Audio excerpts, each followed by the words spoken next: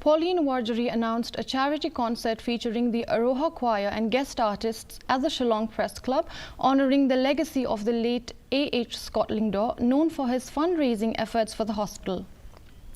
She emphasized the plight of many in the state unable to afford medical care, sharing the story of a young woman from Nong Shillong whose stroke left her family in financial hardship.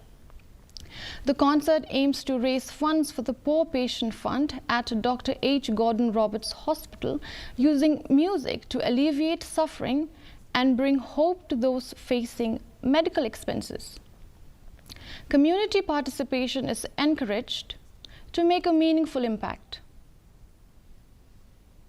Linkit and his friends from July. So I'm very thankful that you've given me this opportunity to let the public know that we're doing something for the health sector. A look at the weather report.